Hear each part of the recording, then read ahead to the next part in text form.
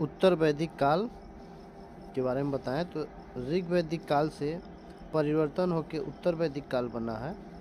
ठीक है, और इसमें उत्तर वैदिक काल में राजनीतिक भी शुरू हो गया था, समाज सेवा, अर्थव्यवस्था और धर्म, ये सभी उत्तर वैदिक काल में आ गया था। उत्तर वैदिक काल के बारे में बताएं आपको तो 1000 BC से मतलब 1000 ईसा पूर्व से 600 ईसा पूर्व तक का समय उत्तर वैदिक काल कहा जाता है।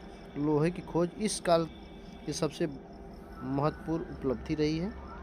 उत्तर प्रदेश में गंगा यमुना दोआब के अंतर्गत अतरंजी गोंडा नामक स्थान पर लोहे की खोज हुई थी।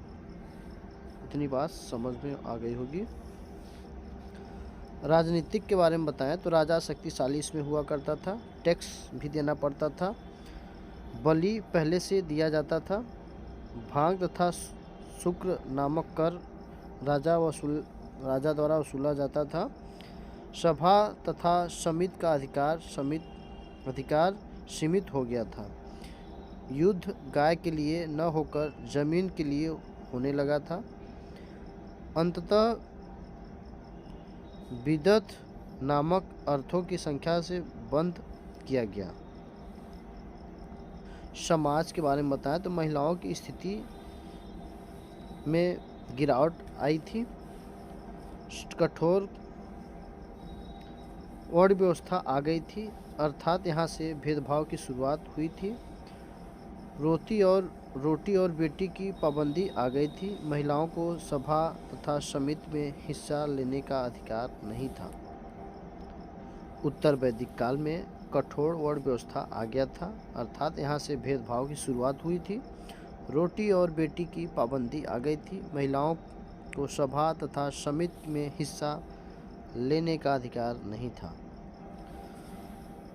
अर्थव्यवस्था में क्या परिवर्तन किया गया था तो इस काल में इसके द्वारा कृषि मुख्य व्यवसाय बन गया था, कृषि के साथ साथ व्यापार भी करने लगे थे।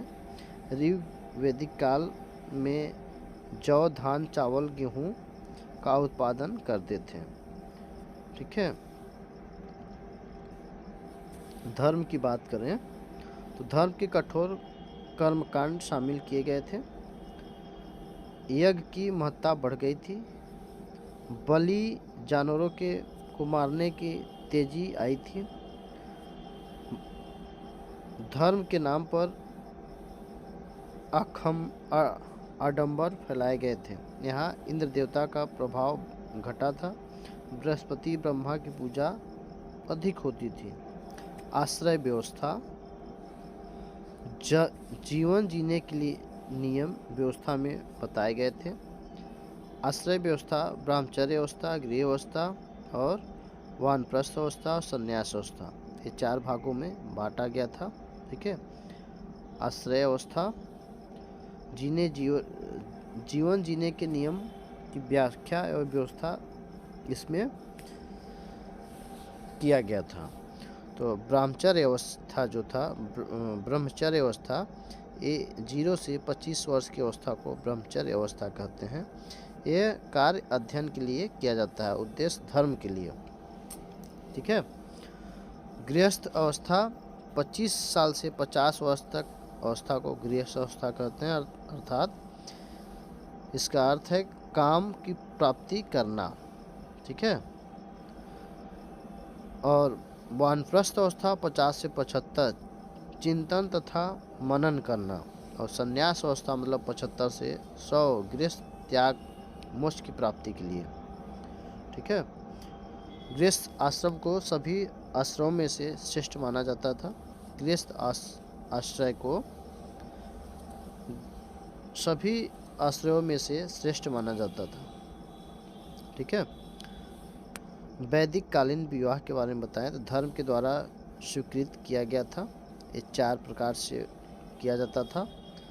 ब्रह्म विवाह, देव विवाह, आर्य विवाह, प्रजायत विवाह, और धर्म के द्वारा अस्वीकृत विवाह भी होता था, असुर विवाह, गंधर्व विवाह, राक्षस विवाह, पराय विवाह। ठीक है,